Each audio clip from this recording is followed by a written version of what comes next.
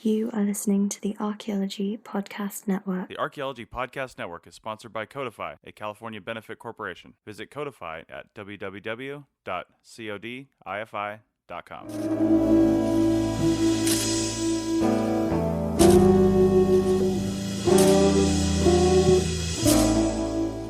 Hello and welcome to the CRM Archaeology Podcast, episode 100 for December 21st, 2016. I'm your host, Chris Webster.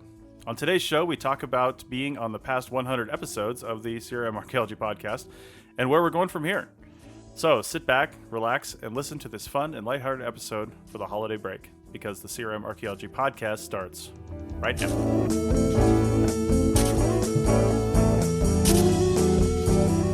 Hello and welcome to the CRM Archaeology Podcast, episode 100 for December 21st, 2016. Joining me today are Bill in Arizona. Hello. Chris in somewhere in the United States.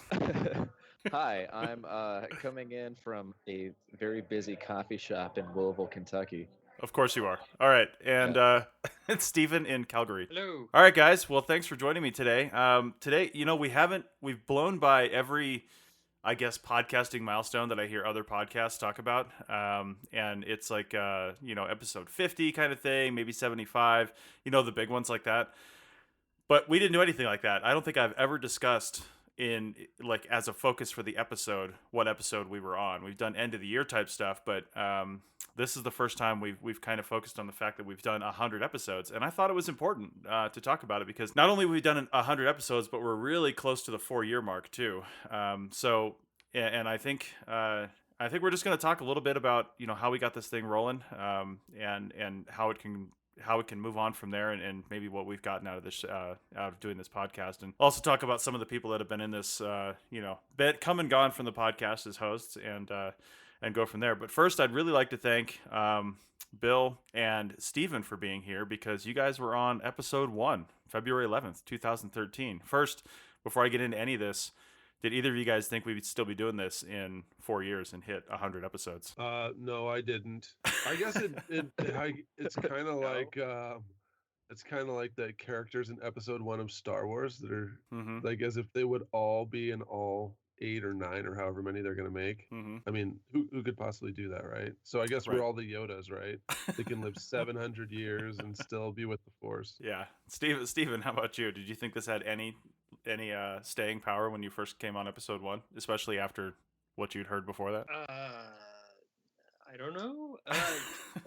Honestly, I think it's just more of those, like, it's that sort of thing that we just keep doing, and I have really. I mean, you were always kind of the person with the plan on this, and I just show up. You're like, if I don't have to do anything and just show up, I'm good. Yeah. There's a lot of people who still won't even take that up. I know, right? So, well, this is great. I was hoping that this would go for a long time, but my biggest fear wasn't just people and keeping people rolling, because I'll get into that in a minute, why that wasn't really a fear of mine. But my fear was content, honestly. I was like, okay, we got a whole bunch of things. I've got a whole bunch of blog posts I can talk about. I was really worried about coming up with things every 2 weeks and saying, are we going to have stuff to talk about? But something always comes up, something always rolls around, and we always end up having a pretty decent episode. I honestly don't think we've really had, aside from possibly this one, I don't think we've ever had any real filler episodes that were just like, what are you guys talking about? That was a waste of my time. Some people might have thought a topic was a waste of their time, but I don't think we have. I think it's been, interesting the whole way through. We've managed to get interviews and always have some stuff that maybe wasn't CRM related.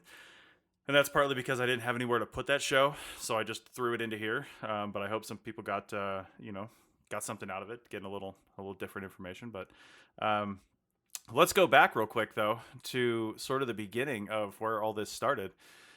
And it was right about now-ish that I had finished, now 4 years ago in December, that I had finished my, I had stopped doing, I think I'd hit a year's worth of episodes, and I can't even remember how often I was doing it, maybe every 2 weeks, but I decided I wanted a news style podcast that was just, there's the Archaeology podcast, which every week they come out with 3 or 4 news stories from around the world in archaeology, and I wanted something that was like that but more CRM specific.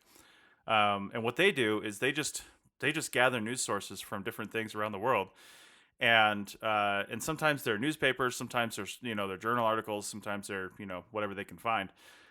And it sounds like they sort of rewrite it a little bit in a form of like a 2-minute summary of the article, and they have one person just reading that, and I'm like, okay, that's fine. And I want to do the same thing for CRM archaeology, except I was terrible at it. I had a Google News search set up, and I would try to find keywords and try to find CRM related projects and news around the country, around the United States, and then I would just read the article, and it was so boring. And before we started recording today, Stephen, you told me when I first contacted you about this podcast that you went back and listened to some of those just to see what I was all about and what I was doing, and yet you still agreed to come on the show. Yeah, that was one of those, like, we might need to go back and have you talk about why you invited those of us that you invited. I will. But when you invited me, I was like, because I don't listen to podcasts. Mm-hmm. I listen to maybe one on a semi-regular basis, and other than that, it's like I will pick and choose individual episodes of an individual podcast. So listening to a podcast is not something I normally do. Partly because when I have time to listen to things, I don't want to listen to people talking. Usually it's music or something like that. Or fountain pens. Yeah, so like I conceptually knew what a podcast was, and it's like, okay, well, he's already been doing it. Let's see what this thing's about. And so I pulled up, like the first episode, and it was you reading the news directly in a monotone voice, and I'm just like, oh shit, Yeah. what am I to? It's like I really had no idea what to expect for that first episode. It was really just like, am I gonna have to read things? What are we doing? Am I gonna have to read things? That's awesome. So yeah, okay. You guys know why I started that first one, because I wanted a CRM news thing, but that wasn't the type of podcast I wanted from the get-go. I just didn't have the online social network which I needed at the time to really pull together the kind of show I really wanted to do, which is this one. Because my model for all of this, honestly, for the CRM Archaeology podcast, and if any of you listen to this other show, you can hear it once I tell you this, but it's the Skeptic's Guide to the Universe. It's a group of 5 people. They've had a couple people drop in and out, but it's a group of about 5 panelists, for lack of a better word. 3 of them are brothers, and one of the brothers he's a neurologist at the University of Yale. He teaches there, and he's a neurosurgeon there. And they run the New England Skeptical Society, and they started this science and skepticism podcast. And this is kind of the format. They have a host who's kind of the guy who leads things along, but he's by no means like the focus of the show. He just kind of starts things off and does the editing and all that stuff. And then the 4 of them, they just talk about different things throughout the course of an episode, and they have a really good rapport, and they get along really well. So that's the only thing I haven't been able to do with this one. No, I'm just kidding, guys. So anyway, they my thinking was I want to find 4 to 7 ish people that can and I wanted a high number of people, because I knew with CRM archaeology that people wouldn't always be available. So I always wanted at least like 3 or 4 on the recording. So I'd get a whole bunch of them involved, and then just put out the call every 2 weeks and say who can make it. And that's pretty much what we stuck with, although it's always ended up being mostly the same people every time, which is great as well. So I went online. I was getting more involved in Twitter and reading more blogs, and I wanted some people who were already putting themselves out there, because for some reason people hear podcasting and they get a little gun shy because they don't want their opinions out in the world for other people to hear. So I wanted people who were already doing that. So the first episode included, aside from myself, of course, Russell Allen Willems, Ashley Morton, Sarah Head, Doug Rocks McQueen, and Bill White. And so Doug is usually with us. He's just not with us today, so he's still on the show. Sarah left the show. It's probably 2 years ago now, because she started doing her own show, Archaeological Fantasies, which was the first show that we brought in, that we developed. I guess solely under the auspices of the Archaeology Podcast Network when we developed that. That was kind of the first new show. So Sarah's doing that. Ashley just got super busy with stuff. She got a new job and she got different things going on, so she had to step back. And then Russell, same thing with him. But Russell actually did another show, the Archaeotech Podcast, for a little while before he dropped out, as well. But we kept that one going. Chris and I are doing that now. So anyway, that was how we started it. And if you go back and look at those first episodes, it's been relatively consistent throughout the last 4 years on the hosts that we've had. Bill and Steve have been on a lot of episodes. Doug's been on a lot of episodes. And then, as the other people dropped off, I started, I'd make a call for other people occasionally. And that's when we brought on Sonia. So Sonia became after doing a few episodes as a guest, we brought Sonia on as a permanent host. And then also after working with Chris Sims in China Lake in Ridgecrest last year, California, and him helping me out and restarting the Archaeotech podcast that we now do together. And Chris has got his own podcast as well, Go Dig a Hole. We brought Chris on. So that brought me back up to about 5 people that we could consistently call on to do the show in order to get, 3 or 4 for every recording. So, and as Steven's mentioning in the background, we have had one other, actually, I would say 2 other relatively consistent guests. One who's been on quite a few shows is Ruckus. I'm a little sad I don't hear him now, but Steven's cat Ruckus is a world international cat of mystery, I think, at this point. And then also Bill's children, who have kind of grown up with the podcast, have been on the show a lot as well.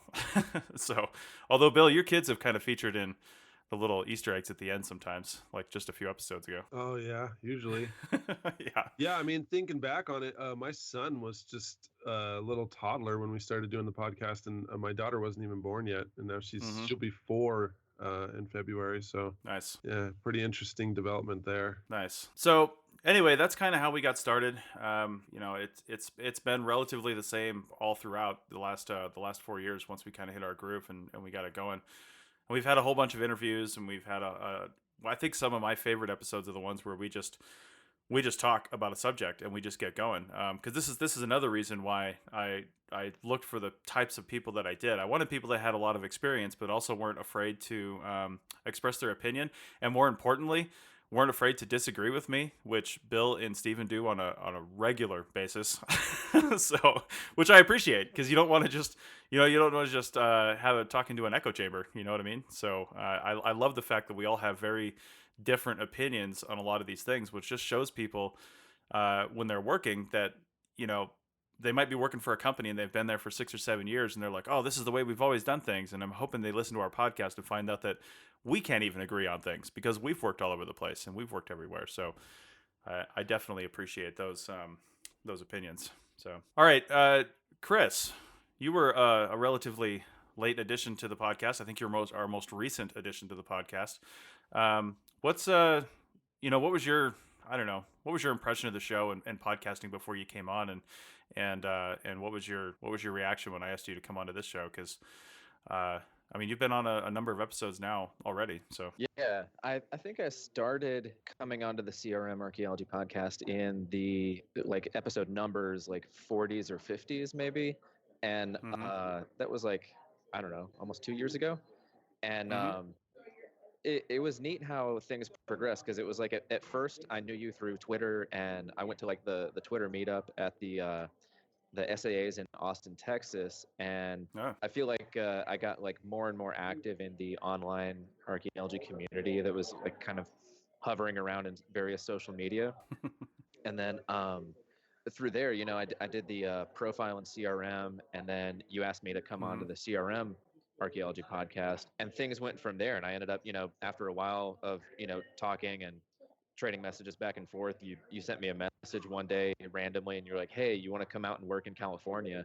And at the time, I was working during the day at a CRM company in Kentucky, and then working at night at a bar, just because wages kind of suck in the East. And I was like, yeah, I absolutely want to go to California. So, things went from Nice. there. And yeah, it was funny. I'm writing a blog piece for Go Dig a Hole that I hope to have out by the time this episode airs. And Mm-hmm. it just kind of like a retrospective of how at first I had no idea where it was going and like what I would get out of it. And the rewards have just like paid off in spades in some very unexpected ways. And I think we can kind of go around and talk about that after our Mm-hmm. commercial break coming up here soon. Yeah, I must have forgotten this. You were at that tweet up in Austin, Yeah. at the SAAs. Man, I don't remember that at all. That's crazy. So many people were there, and Bill's mentioning in the background that was the best tweet up, It's and probably it really was. It's probably because we were in a food coma because we went to this food truck lot Mm-hmm. that was near the Yeah. tweet up place, only to get to the tweet up place and find out that I don't even remember what the name of that place was, but I guess I don't they either. had their own proprietary food truck that was in the back, and it was Mm-hmm. by a guy who was on America's Best Chef. And the line, like, so there was a line to get beer inside the place that was normal.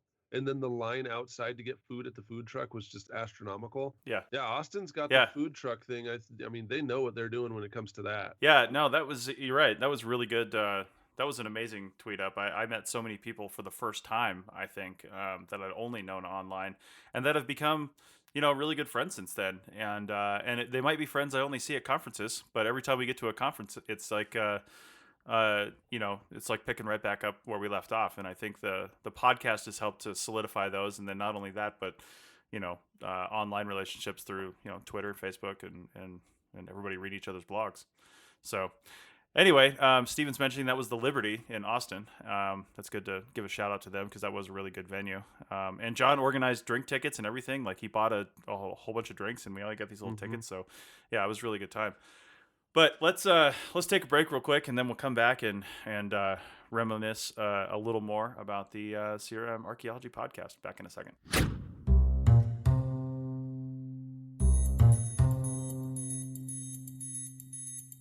I'm here with Michael Ashley from Codify.com, and we're going to talk about the new photo boards that they're developing and why we need them. Michael, what's important about a photo board, and why does someone have to really think about what they use in the field or in the lab? You know, Chris, it's interesting when we look at field photos. The way we've been taking them hasn't changed much in the past 100 years. Some people may use the back of a clipboard or paper sheet to provide a clean background, or go to the trouble of using those photo boards with all the letters, but we really need our photos to do a lot. We need a new kind of photo board that can help us achieve consistent color, provide scale, and help us measure things, especially if we're not collecting artifacts and we have just one chance to get it right. Developing a photo board that can do all these things, especially designed for digital photography, well, this is a challenge. It needs to be indestructible, weatherproof, fade-proof, lightweight, portable, and affordable.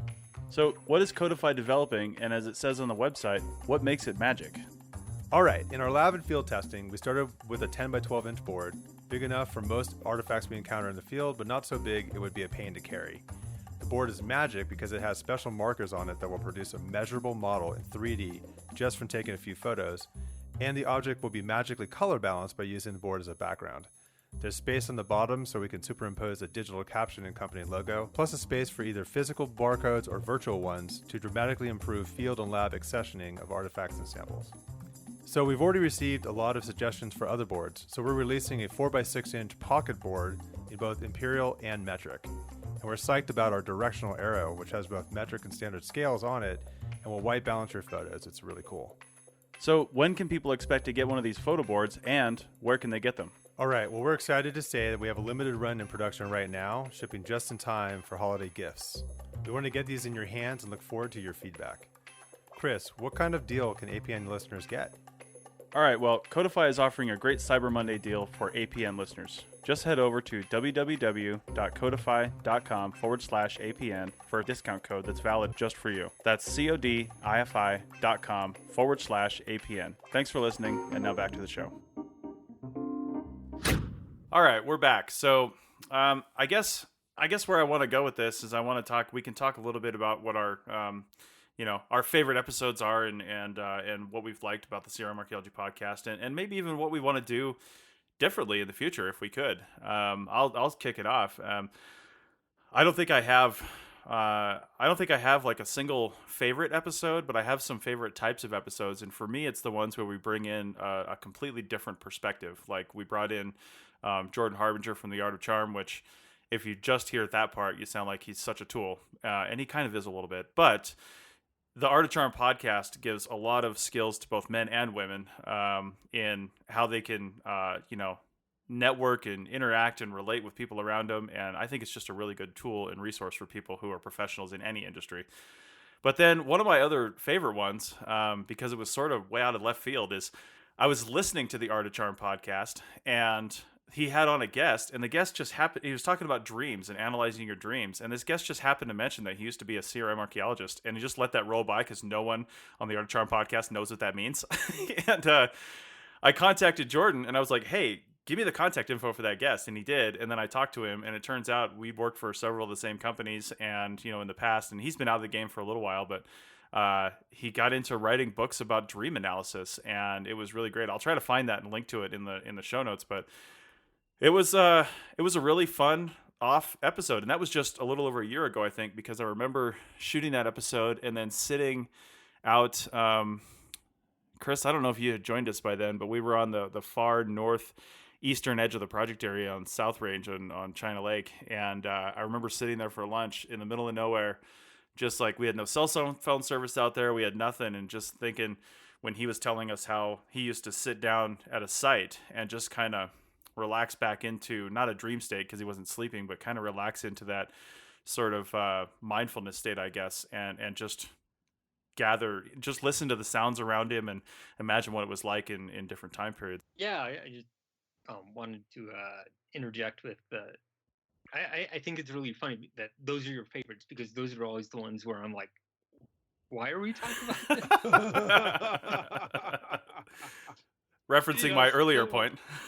And then, if you notice, those are usually the ones where I'm like, I don't think I can make it on Sunday.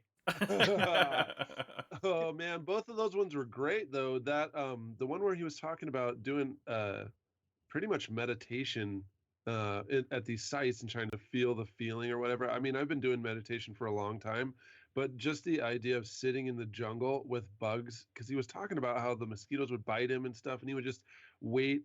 After about 20 minutes, the forest would calm down and the animals would start coming back out and they'd start doing what they were doing. And I was just imagining, mosquitoes just crawling all over me and biting me while I just sit there and wait for all these jungle animals, the birds to start singing the same way and stuff. And I was like, man, you're crazy. Nice. I don't think I could do that. But yeah, no, that was a great episode. The Art of Charm one, that was a great episode. I don't think the guy's a tool. I think he has his own niche of what he's doing, but I thought those were great. I think the ones so it's pretty easy for me to say that the ones where we interviewed Tom King are the best, because that guy's just like, he's just this like sullen DC, guy that just has, I mean, I can only imagine what like trying to throw a birthday party for him would be like, because it just seems like he's never happy and he's always got a negative opinion, but because he's older, he just doesn't care. So he just says stuff. No, we don't have to, edit anything out. When he curses, that's what he means. When he says that, that's what he means, right? So it's kind of cool to hear someone who has they don't need to have inhibitions because they're already just they've been there. So we did Tom King episode 4, I think, and then just last week he was on again. Well, I think that'll go live the 7th. So yeah, that'll be right before this one. So if you've heard this one, then you've already heard the last Tom King one. And if I'm not mistaken, he started his comments about the Trump administration by saying we're fucked. And I'm pretty sure those were his first words on the podcast. Yeah. So that's the kind of thing that we all think, but because, we're like, no, I've got to pay my mortgage for the next 30 years. You know what? He's probably already paid his mortgage off. Yeah. He's okay. His kids are grown. He doesn't have to, hold his tongue anymore. He can just say what he actually feels. Mm-hmm. So I always like that about him. The other ones that I think, the women in archaeology episodes, I really thought those were great. Yeah. Because mainly there really wasn't that kind of perspective, or I hadn't heard archaeology podcasts take that kind of approach, especially cultural resource management archaeology. So I thought those were really great ones to be part of. And then I think probably my favorite one though of all was Adrian Pratzelis. Mm, Just the yeah. guy. It was just interesting to hear him talk and what he's doing at Sonoma State and to hear about how he created that. I mean, I can't. He did not create it. He and his wife and others created it, but they've done a lot of really cool stuff. And it just kind of like as a graduate student, it opened my mind to what you actually can do at a university. It doesn't have to be the way that it is. It can be different. So to see someone talk about how they did something different, I really like that. Yeah. No, that was good, and that leads me into another series of my favorite episodes is where we talk about grad school programs, because I think we've been really nice to some of those people that we interviewed because we all knew like, listen, dude, you're just not doing it right. Yeah. But we tried really nicely to tell them, you need to have more classes on this and these kind of things. But then some places they just are doing it right, like the Sonoma State episode I thought was really good, and I hope that people find those episodes when they're when they're doing. I try to title them in a way that they come up in a Google search result so somebody can hear something from the people running the program about what they might learn there. So but yeah, no, I like some of those. Yeah. I've been contacted by professors, or I don't think they're really department heads, but program heads, about what they think. Should I could look at their curriculum. And it Mm-hmm. happens after these episodes, or after I write one of my perennial, grad schools are failing blog posts, and then all the grad schools grab their or all the grad students grab their pitchforks and say that I'm crazy and I shouldn't be saying Mm-hmm. those kind of things about our beloved institution. But sometimes I will get emails or comments from professors who are saying, hey, will you look and see, is this the kind of stuff that you'd like to see, or what can we possibly do? And of course, that's so interesting to think that they would even ask me to look at that, Mm-hmm. uh, being a graduate school student. But no, I have looked at some curriculum and seen that there are several programs. In the last 4 years, I've actually noticed more programs having um, applied archaeology or cultural resource management in their program. So I Yeah. don't know. I don't know if we've been changing it, or the fact that they probably are realizing that they should do it. And after 40 years of people saying, "Hey, we should do this," they're Mm-hmm. finally doing it. But I think that there are a lot of folks who listen to the podcast. I know there are a lot of professors. Well, maybe not a lot, but at least 3 or 4 that I've talked to that have recommended our blog post and podcast as course materials. So they're reading the stuff in school and writing comments on my blog, or um, talking about it. So it is actually getting into universities. Yeah, well, and that's great because I've heard some similar things. I don't think nearly as much as you because one of the things that I mean, people find you through your blog quite a bit because of your blog posts and the and the way that you write them. Because you're right.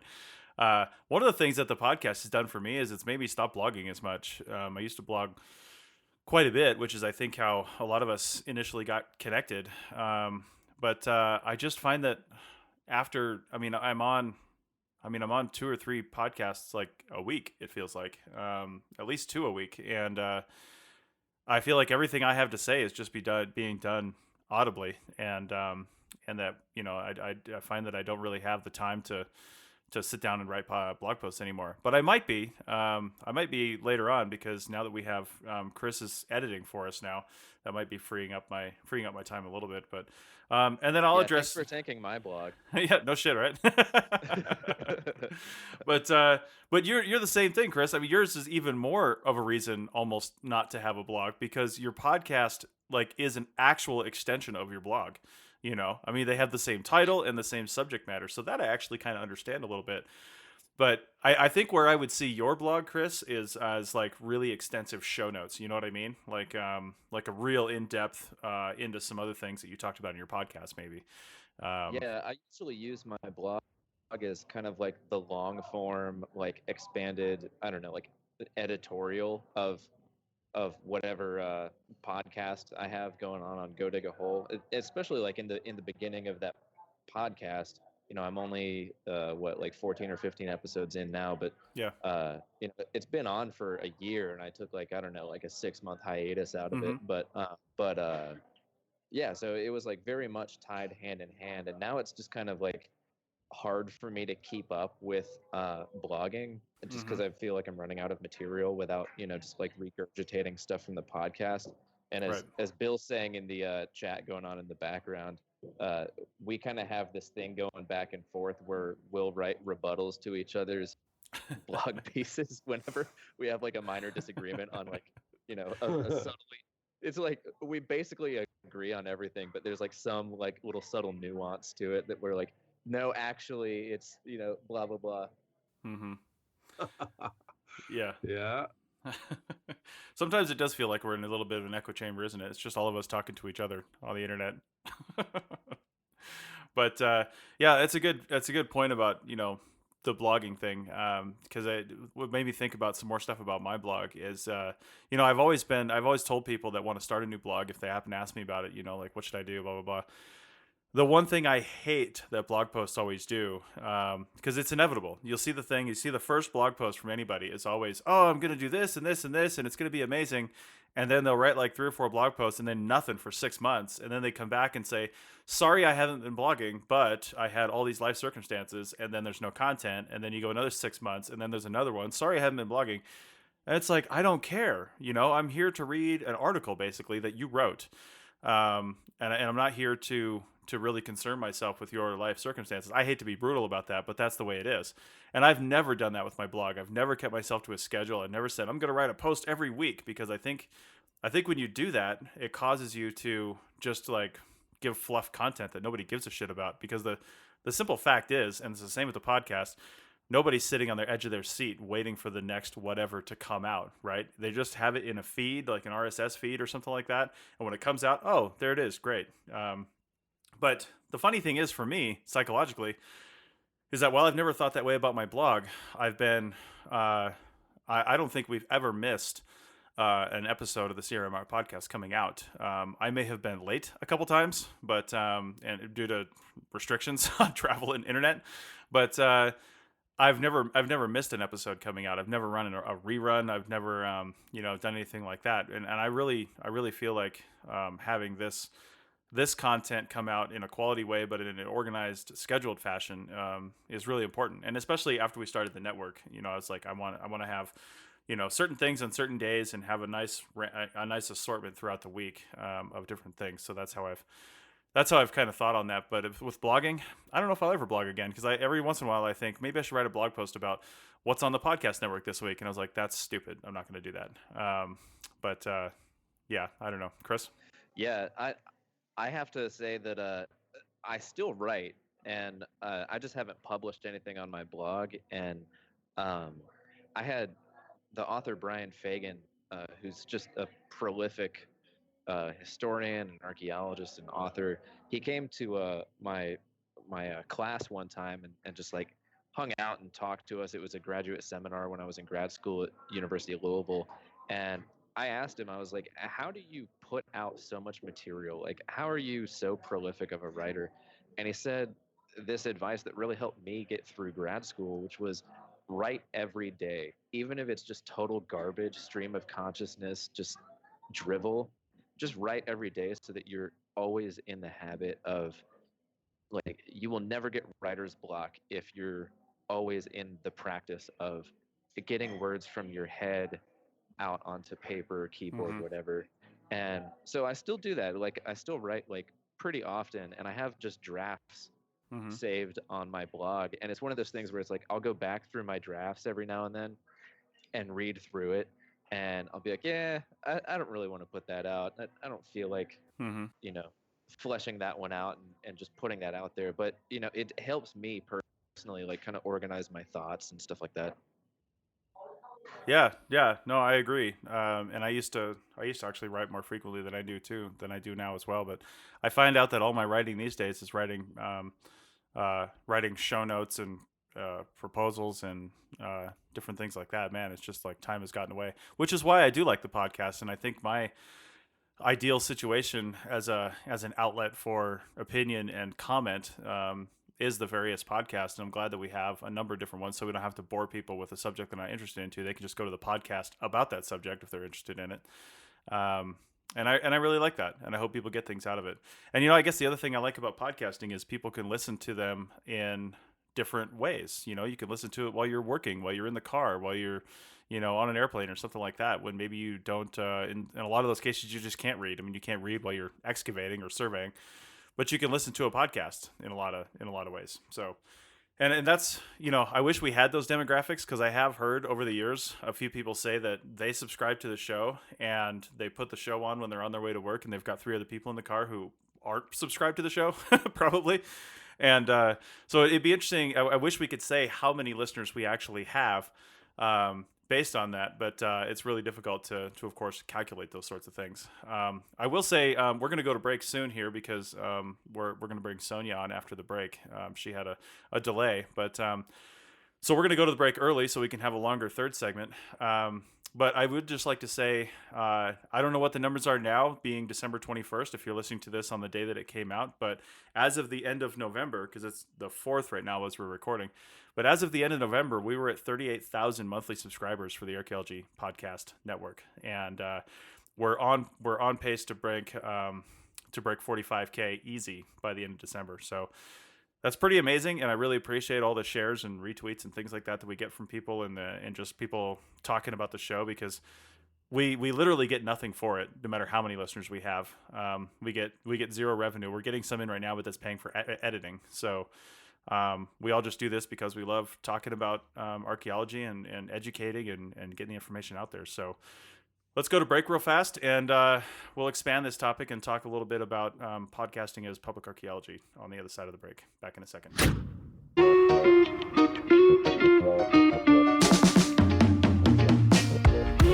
Hi, everyone.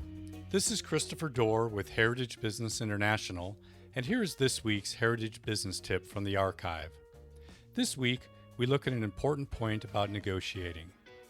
There are lots of rules of negotiating. The word rules, of course, is in quotes. An important one, though, is not giving something up without getting something you want in return. Negotiation is a two-way street.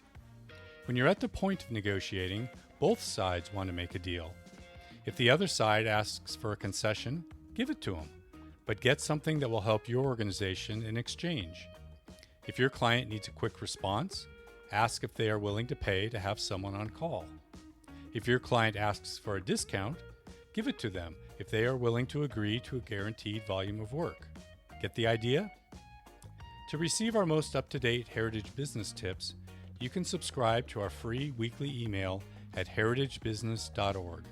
Until next time, this is Christopher Dorr.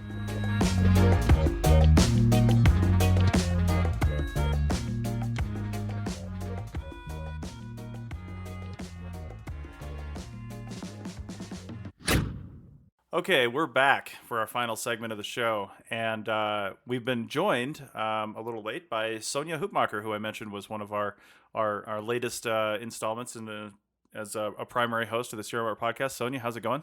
It's going okay. Kind of busy, even on a Sunday. Nice. All right. Well, it's good that you're on now, because one of the things I wanted to talk about in this segment was podcasting as public archaeology and public outreach, and not even public outreach, or not just public outreach. I really mean professional outreach, because I feel like we probably don't have a large non-archaeology audience, just because of the title of the show and the subject matter of the show. We gear it towards professionals in CRM archaeology. While we love anyone to listen, it's geared more towards that. So, Sonia, I've heard you talk about different people you've worked with that have mentioned knowing about the show and maybe getting something out of it. And maybe you could just speak to that a little bit, and then maybe what your employees thought when you became a host of the show. Oh, sure. I've met several archaeological field technicians who, like you were saying before, play the podcast in their cars on their 45-minute drive out to the survey area. I actually I was chatting about the podcast with a friend of ours, brand new friend, I should say. Mm-hmm. He's in his mid-20s, actually, no, early 30s. He's actually in his early 30s, and he's an engineer. He's like an electrical engineer or something like that. One of those smart people. Yeah. That do things that I don't do. And he was like, "So what is this podcast?" Because I listen to a lot of podcasts, and I told him about the APN and all the different types of podcasts out there. And he's like, "Okay. So which one are you on?" I said, "I'm on the CRM Archaeology podcast." And he's like, "Okay, I'm going to download a whole bunch of these." And he Nice. downloaded them, and I know he listened to at least one because he came back and started asking me questions about it. Nice. And which is great, because in terms of public education, that means that he got something, even if it was a small bit, he got something out of it, and he came back and he started asking questions. Mm-hmm. And I thought that was really important, because that's what we want to do. We as archaeologists, we tend to kind of live in our own little worlds, and we forget that the public is frequently what funds our work. Mm-hmm. And it's important that we kind of pay them back with a little bit of information, even if it's about the job, Right. learning what the job's like, going out and doing a little volunteer survey, like learning how to do a survey, Mm-hmm. learning how to do a data recovery. Everyone has this romantic, well, I shouldn't say everyone, that's pretty totalitarian, but a lot of people have this idea in their minds that we're all like Indiana Jones and we go out and have these amazing adventures, and really they don't understand the tedium. And when they come back from these, they're like, "You know what? That was really cool. It was not what I expected. Going out and just walking all day, that's harder than I thought it would be. Mm-hmm. And I'm beat. And you're not going to see me tomorrow because y'all beat me up today." So I think that, as a podcast, it's really great for us to not only get the idea out there that, we're not out raping and pillaging and the earth and the archaeological records, and we're actually out doing science. We're using scientific method, and we Mm-hmm. are trying to answer questions, and we're trying to return that to them via our network. Well, and it's good to hear stuff like that because a lot of people, because of where and how they're listening to the podcast, they don't comment on episodes very frequently because they're out doing stuff. They don't have time, and I'm the same way. I never comment on podcasts that I listen to because I just don't have the time. And when I'm listening to the episode, I'm not in a position to do it. And when I am in a position to do it, I've already forgot about it. So that I don't mind. But to hear that personally from people, I hear that at conferences all the time. It's nice that you guys talk about it all the time, because on the on one of our new shows on the APN, the Archaeology Show, episode 4, which I'll link to in the show notes, we interviewed Carol Ellick, who is a longtime CRMer, done a bunch of different things. She wrote an article for a special issue of the SAA Advances journal, and it was a whole special issue about public education in archaeology, and she did sort of a cultural history of public archaeology, public education in archaeology.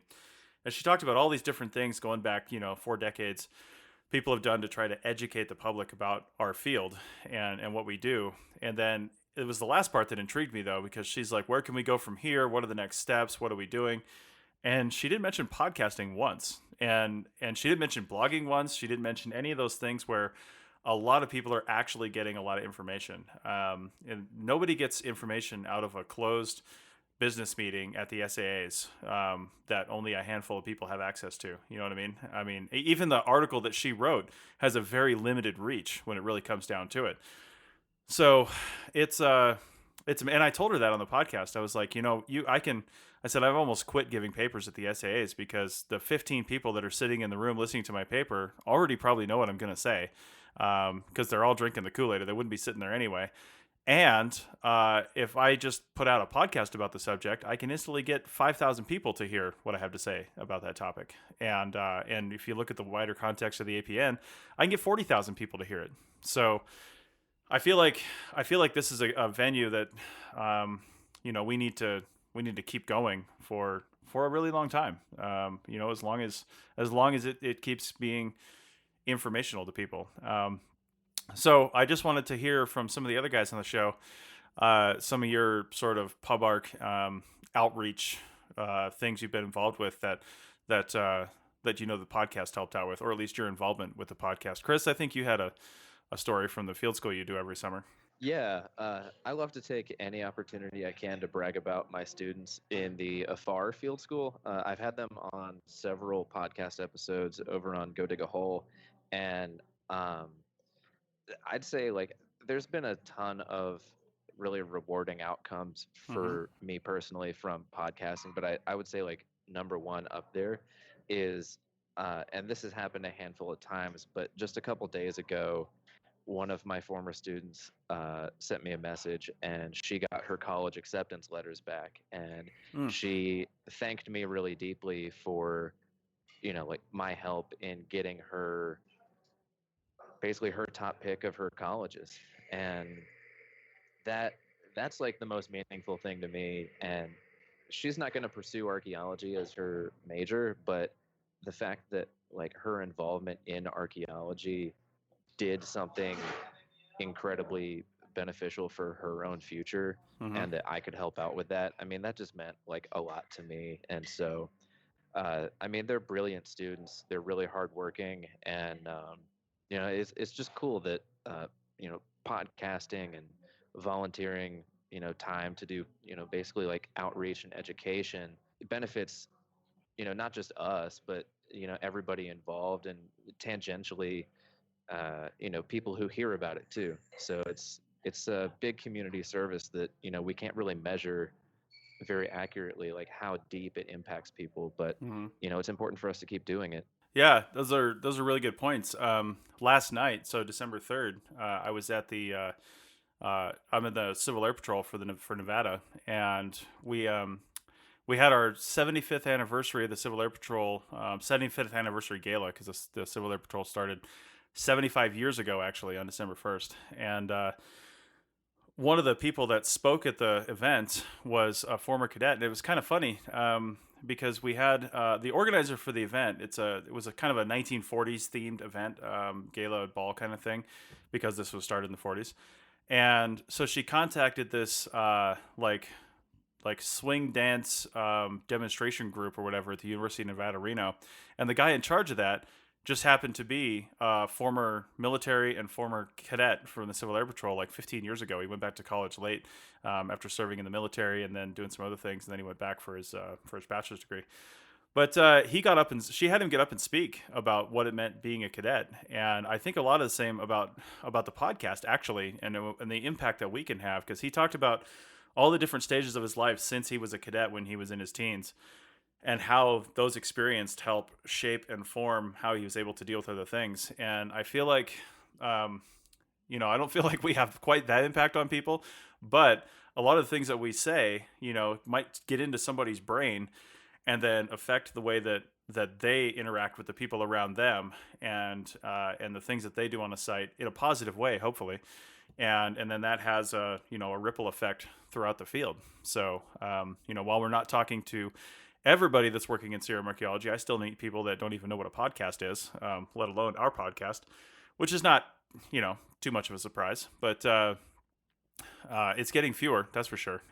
But it's nice that what we're saying does have an impact on people, positive or negative, and that they carry that through to the other people that they work with. So I think that's and that leads into something I wanted to talk about a little later. But anyway, let's get into that just a little bit. I want to talk about maybe what you guys have as ideas moving forward for the Serum Archaeology podcast. We've got about 9-10 minutes left in this segment. I've kind of always wanted to go to a weekly show, and I'm not sure that we could pull it off from a host standpoint. We might need to get some more people, but and I'd like to try out some more segments. But do you guys have, if you had the opportunity to run this podcast, which you pretty much do because I vaguely just barely run it. It's what do you think we could do to help change this and make it better? Any suggestions? I'll just leave it open. I got one. I think maybe we should do more like news type stories where we find people and interview them. The hardest part about that, I think, I know for sure you and I have done it before, and I believe Steven's been involved too, where we find someone and then we call them and it's like a Thursday afternoon. Right. But that's like the most difficult thing, finding time, because when we interview other people who aren't on the podcast schedule, we have to really adapt to their schedule. Yeah. However, looking back through all these episodes, I do remember a lot of these were ones where we interviewed someone at some random time and it wasn't actually the set time, and it ended up being really great. Yeah, I totally agree. That's one of the things I've been wanting to do more of as well. I mean, we hear a lot of stuff in the news, honestly, that people may not even realize have a heavy CRM archaeology component. Anytime, and usually those things in the news are controversial. So anytime some development was held up because of blah, blah, blah, if you dig deep, it's probably CRM archaeology. We don't even need to mention the Dakota Access Pipeline. That is, 100% probably the biggest news story of the year for CRM archaeology. So, but it's things like that, and to get people on to talk about it, you're totally right, Bill. I've enjoyed the episodes where we've been able to do that, and it would be nice to be able to do a little more of that. That just means more legwork on our part and more off schedule recording, like you said, because not everybody wants to spend an hour of their morning on a Sunday recording a podcast. You guys are crazy, but most people aren't. So anyway, and I remember a time we interviewed Tom Whitley, and he lives in Australia.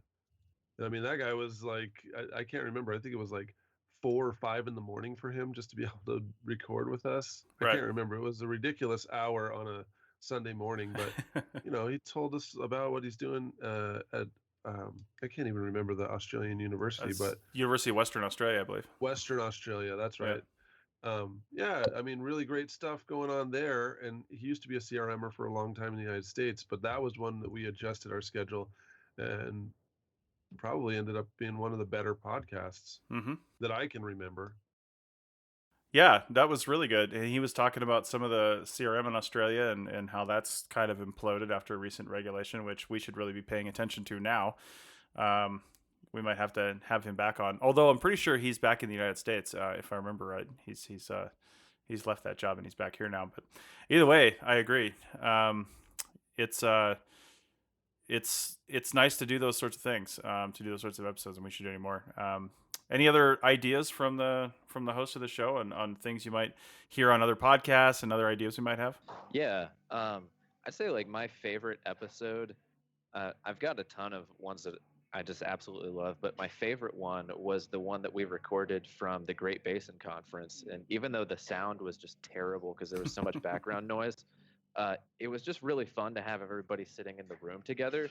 And I feel like we've got good rapport as it is, but we're all like just cracking each other up the whole time. And we had like, good responses, like direct responses to things that we had heard from the conference and kind of the state of CRM as it is. And I think that that's the kind of take that we get from the smaller regional conferences because there's a heavier CRM presence at those rather than bigger conferences like SAA. So I don't know, in the future, I'd like to kind of have more in-person gatherings.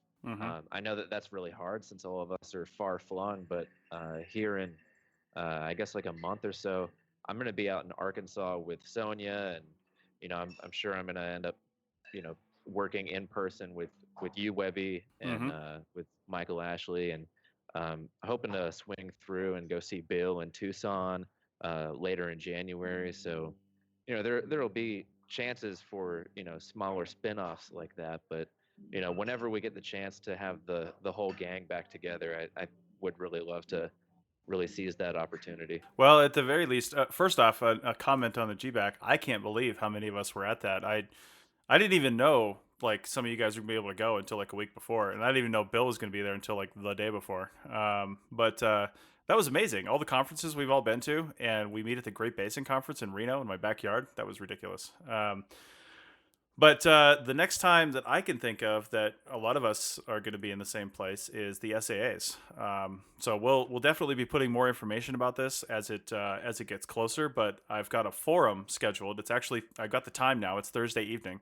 It's a Thursday evening session, which actually I think works out because we're gonna try to. I'm pretty sure no one from the SAAs listens to this show. We're gonna try to bring in some drinks. Bring in your own drinks. Have a nice casual chat with the host of the APN. And, is that a problem with the SAA, or is that maybe one of the reasons why I don't want to go to the SAA a lot of times?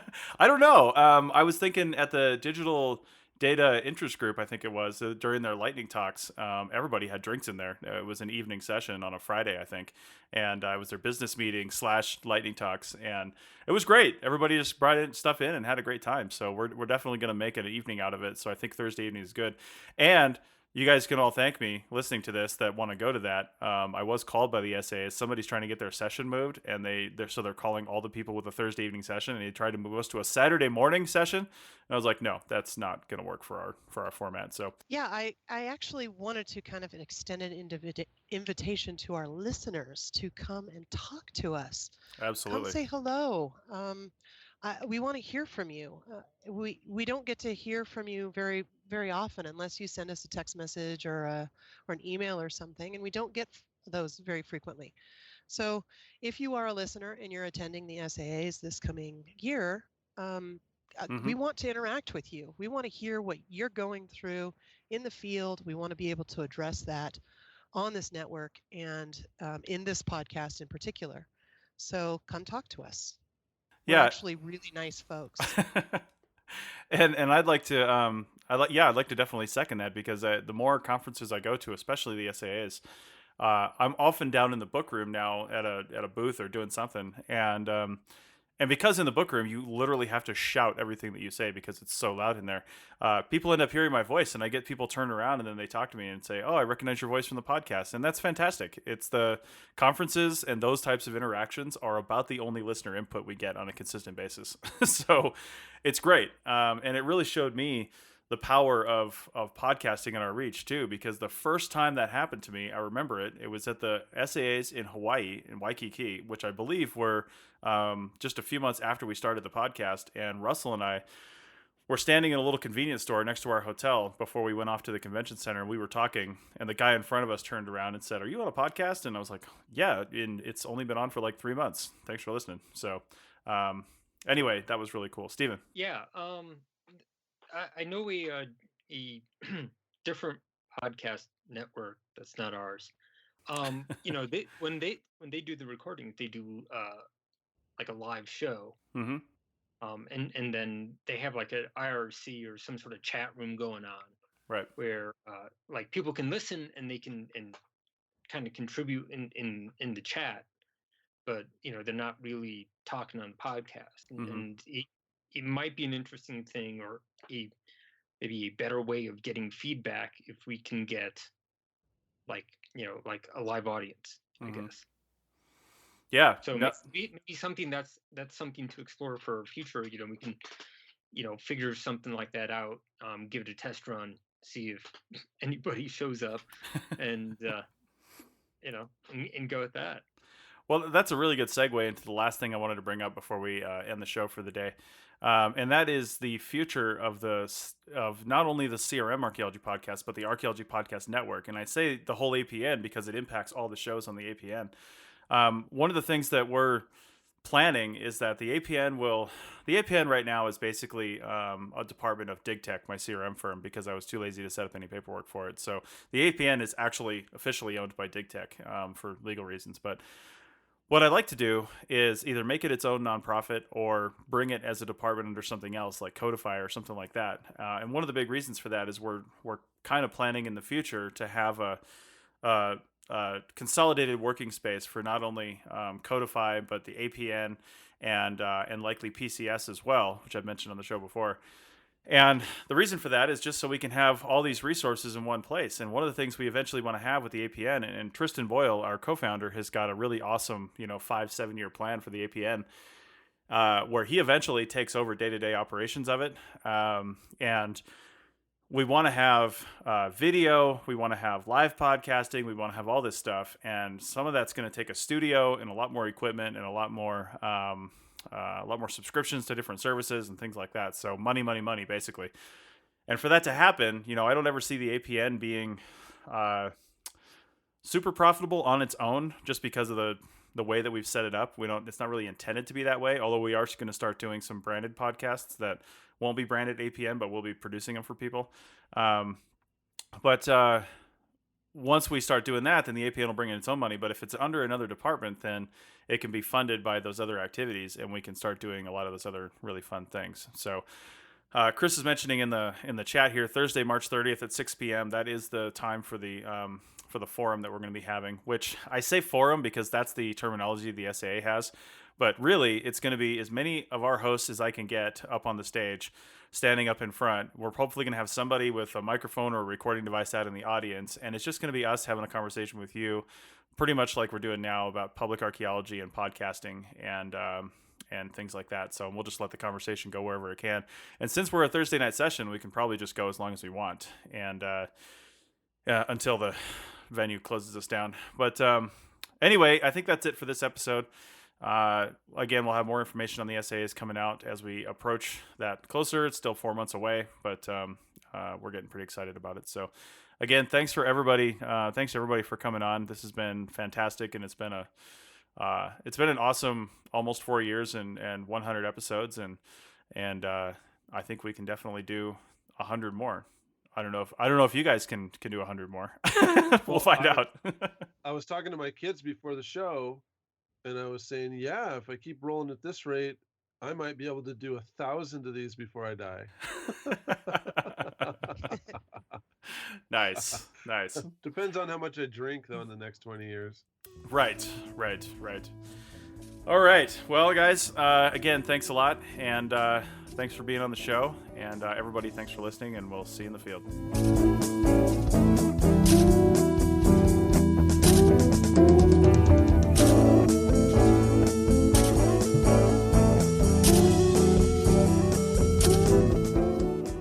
All right, we're back on the Sierra Mark podcast with a little bonus content.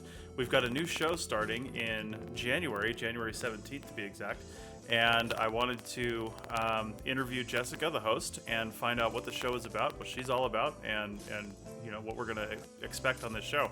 If you've heard her interview on the Go Dig a Hole podcast, then you're one step ahead of the game. But otherwise, here's Jessica to talk about her new show. So Jessica, how's it going? Good. How's it going with you? Good. So what's the new show going to be called, and what's it about? Okay, so the new show is called the Heritage Voices podcast. Just Heritage Voices podcast. And it's going to be basically about how we can better work with tribes and other descendant communities. So I'm looking at, obviously, the cultural resources community, the heritage community, but also a lot of other government employees that do a lot of work with tribes, or other people as well beyond just the archaeology community. But basically, just looking at how we can better work with these communities through doing interviews with tribal members, with community members, with heritage professionals about their work in tribal consultation, in collaborative ethnography, in indigenous archaeology, all of those kinds of fields. Well, that sounds great, because we don't have anything like that on the APN right now, so it's going to be a welcome addition to the show lineup. So you don't have a co-host, right? You're going to have interviews once a month with different people to talk about these subjects. Yeah, and I mean, there's some people that I've been working with pretty regularly on this podcast who will be definitely regular appearances, like Lyle Belenqua. He's a Hopi archaeologist, ethnographer, Nice. and river guide. And so there will be potentially co-hosts or regulars in the future for sure. Okay. Awesome. Well, as I said, the show will be monthly, so look for it then. It's actually the third Tuesday of every month that we're going to release it. And Jessica, why don't you tell the listeners just a little bit about yourself and maybe why you decided to start this podcast? Yeah, of course. So I'm actually a cultural anthropologist. I'm an ethnographer, but I pretty much do most of my work with archaeologists. So people tend to forget that.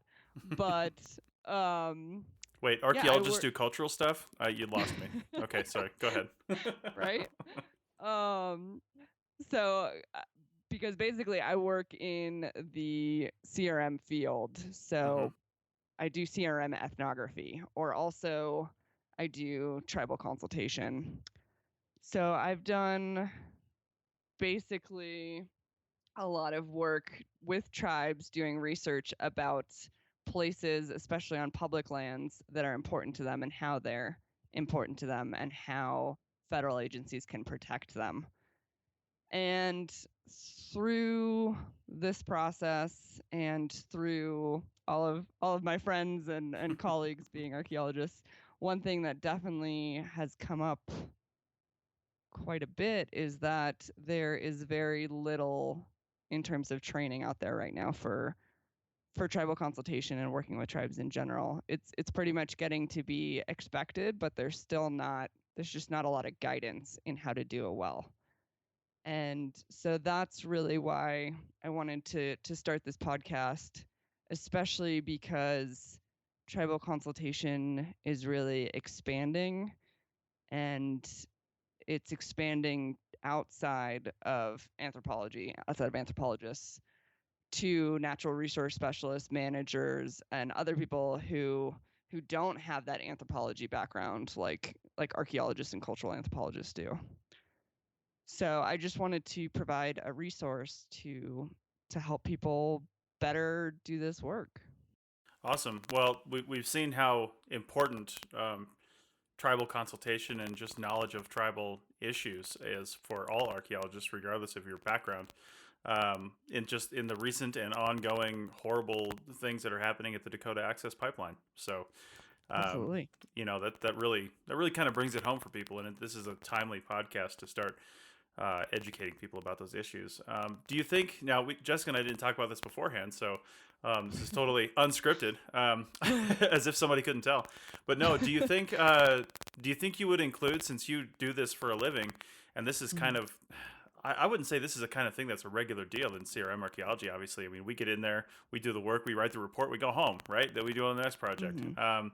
Do you think you would ever include any, I guess, training modules where it's just maybe like a 15 minutes at the end of your show or something where you just, talk about something related to what you do to kind of educate people, not outside of an interview, or maybe do that in the context of an interview, like with one of the CRM companies you've worked with or something like that. Do you think you would consider something like that on this show?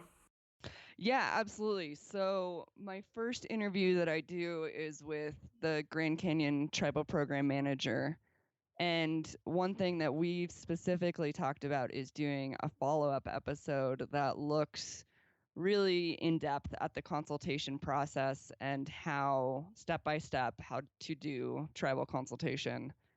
And that is something that, yes, I would like to incorporate further into later episodes for sure. Excellent. Well, I encourage everyone to come out and listen to Jessica's show when it comes out. We'll be advertising it on all the APN social media networks, and it will have its very own page on the Archaeology Podcast Network.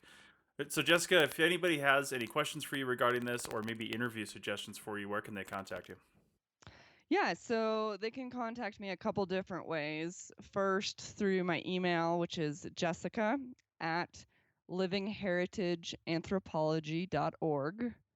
You can also go on the Living Heritage Anthropology website, and there's a bunch of resources there on tribal consultation, the laws, and different aspects there, if anyone's looking for more information. You can also find me on Facebook through Living Heritage Anthropology, or on Twitter @LivingHeritageA.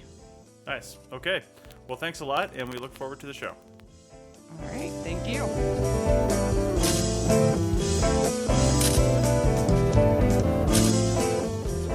That's it for another episode of the CRM Archaeology Podcast. Links to some of the items mentioned on the show are in the show notes for this podcast, which can be found at www.archaeologypodcastnetwork.com/CRM-ARC-podcast. If you like the show and want to comment, please do. You can leave comments about this or any other episode on the website or on the iTunes page for the episode. You can also email me at chris@archaeologypodcastnetwork.com or use the contact form on the podcast webpage. If you'd like us to answer a question on a future episode, email us. Use the contact form on the website or tweet your questions with the hashtag CRMArcPodcast, or you can tag @ArcPodNet in your tweet. Please share the link to the show wherever you saw it. If you share CRM archaeology related items on Twitter or Facebook or anywhere else for that matter, be sure to use the hashtag CRMArc so the community can see and comment. If you'd like to subscribe to this podcast, you can do so on iTunes or on Stitcher Radio. You can also type the name of the podcast into your favorite podcasting app and subscribe that way. Don't forget to go over to iTunes and leave a review of the show. It helps us get noticed so more people can find our podcast and benefit from the content. Also, send us show suggestions and interview suggestions. We want this to be a resource for field technicians everywhere, and we want to know what you want to know about. Also, please consider donating to the Archaeology Podcast Network. Your donations help fund our bandwidth and contribute to our editing costs. Thanks to everyone for joining me this week. Thanks also to the listeners for tuning in, and we'll see you in the field. Goodbye. Bye. Adios.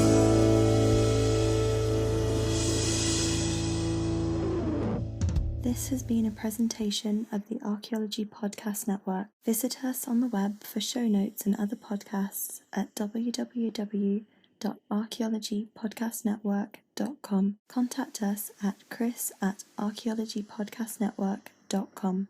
Thanks again for listening to this episode and for supporting the Archaeology Podcast Network. If you want these shows to keep going, consider becoming a member for just $7.99 US a month. That's cheaper than a venti quad eggnog latte. Go to arcpodnet.com/members for more info.